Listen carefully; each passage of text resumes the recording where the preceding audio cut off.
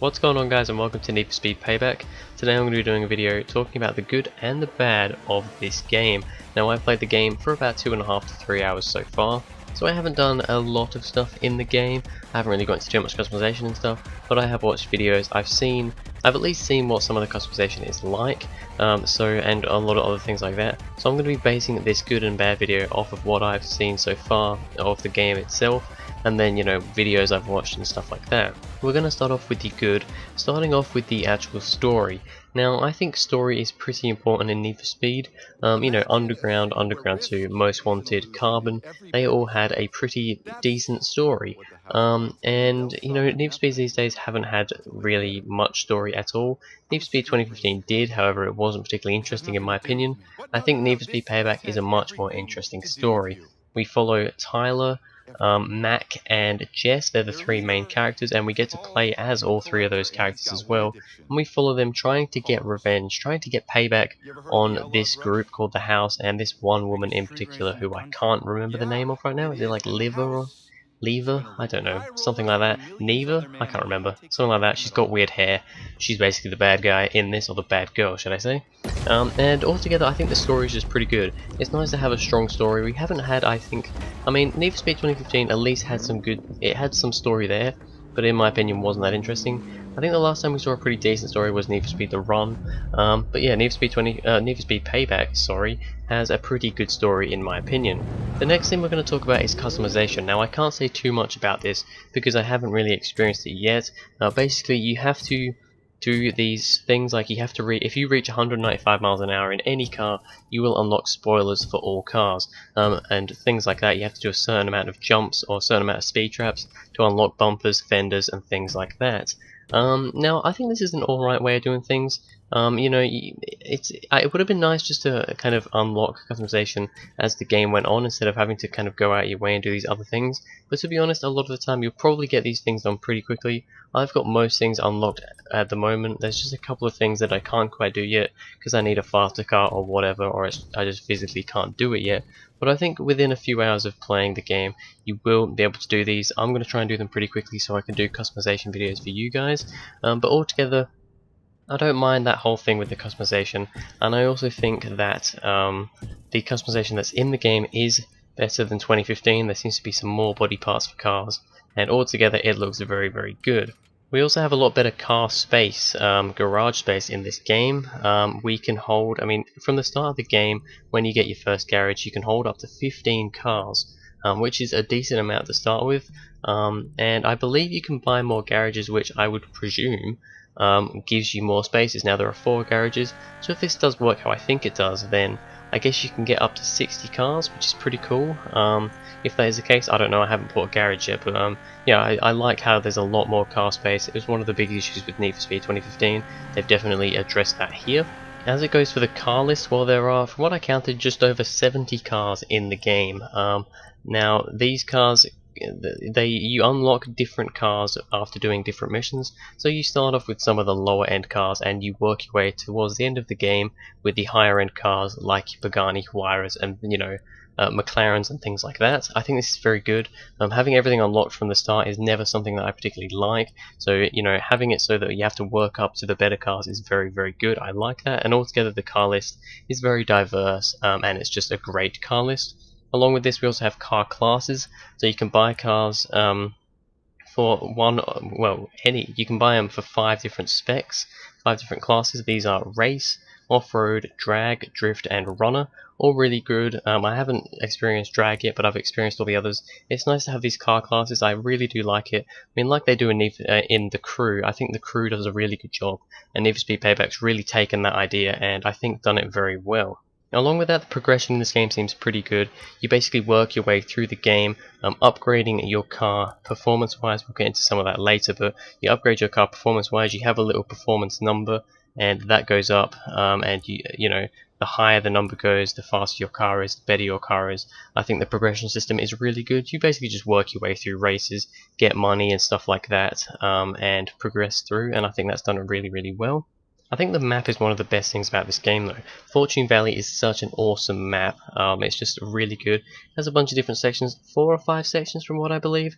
There's kind of the city section, there's the twisty kind of canyony type thing, and then there's a bunch of all other sections, you know, off-roady bits. There's the bit with the airport, you know, the runway. I think the map is one of the best things about this game. Probably one of the best maps in any racing game I've ever played. You know, it's a really diverse map. There's a lot of different things to do. Nothing feels the same about it, and it's also a pretty decent size. So yeah, the map is a big plus for this game. I think it really does make this game, to be honest. Right, well that's it for the good stuff I have to talk about. Now I want to go into the bad things, and to be honest I don't have much to say in this category. We'll start off with the speed cards. Now I don't think these are quite as bad as some people make them out to be. However, I do have to put them in my bad list because personally they're not amazing. Now basically when you finish a race, you win a race, you win these speed cards and they give you performance, and what you do is you can equip them to your car and it'll give you performance. You know, it might give you some more acceleration, some more top speed. You know, they might be engine parts, exhaust parts, you know, suspension parts or whatever. They'll give you some better performance for your car, and all in all the way they work I think is fine. You know, they really do work just like any other game. But it works like Need for Speed 2015, where, you know, 2015 you bought a car part, put it onto your car.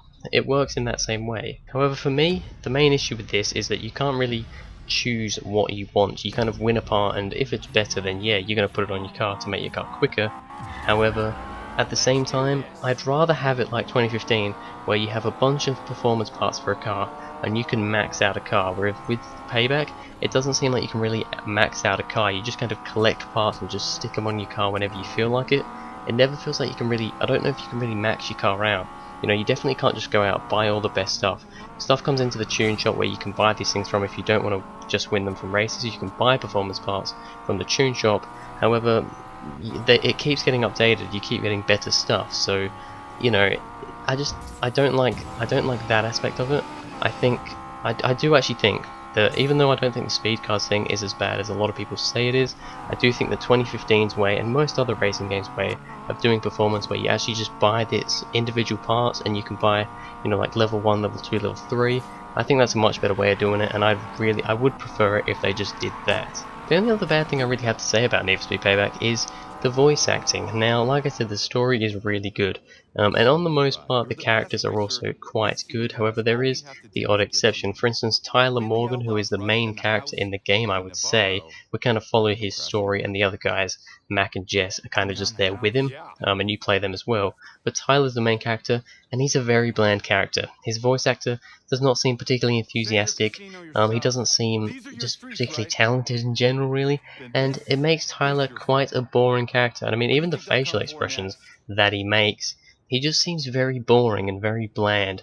You know, Tyler does not seem like a very interesting character. Along with that, I mean, Mac's alright, Jess is alright, Rav's alright, but then you get some of the other people that just have really terrible voice acting. You know, some of the bosses that you go up against have really bad voice acting. They just sound terrible and so cheesy. So yeah, the voice acting is something that just makes the game a little bit cheesy, and it's not very good. Alright, now finally I'm just going to talk about these things that I couldn't really put in good, and I couldn't put in bad. I just couldn't decide where to put them, so we're going to have a couple of these here. First of all, the graphics. A lot of people have been saying that they don't like the graphics of Payback. I think they're okay. They're not good. I'm not going to put them in the good category. They're not bad though. I really don't think they're bad graphics. You're not going to get the same graphics as Gran Turismo Sport, Forza Motorsport 7, or Project Cars 2 or Assetto Corsa. You're not going to get those graphics from Need for Speed. You're just not going to. So because of that, I don't mind. Yeah, it's not the prettiest game in the world, but it looks as good as, if not better than 2015. So I don't really mind. There's a few issues with pop-in textures and stuff like that. I think that's going to get fixed. But you know, as for the graphics itself, you know, I can't say it's good, can't say it's bad, so I'm putting it in between. Also, along with that, the handling model. I said this with Need for Speed 2015. Need for Speed 2015's handling model was not amazing, and they've basically taken 2015's model, brought it to Payback, but tweaked it a little bit. It is better than Need for Speed 2015's, however it's still not good. I'm just not a massive fan of the handling model. It just feels, the cars feel a bit too floaty and weird, and they kind of do zig around everywhere. Not as bad as the previous game, but yeah, the handling is not amazing. And then finally, it is a little bit too easy to earn money in this game, I feel. You can kind of grind the missions and get a hell of a lot of money. I mean, the ones I'm doing at the moment take around about 2 minutes, sometimes a little less, sometimes a little more. And you get 7,000 from them. If you do the challenges that are affiliated with the races as well, you can earn another like 2,800 credits on top of that. So I do feel like the money, it is a little bit easy to earn money. However, that's not a massive problem for me. The more money, the merrier. You know, you just don't want to go too overboard with it. I don't think they have, but it is getting a little bit that way.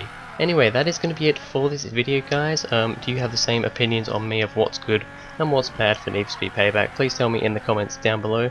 Thank you very much for watching. If you enjoyed, please go ahead and like and subscribe, and I will see you guys in the next video.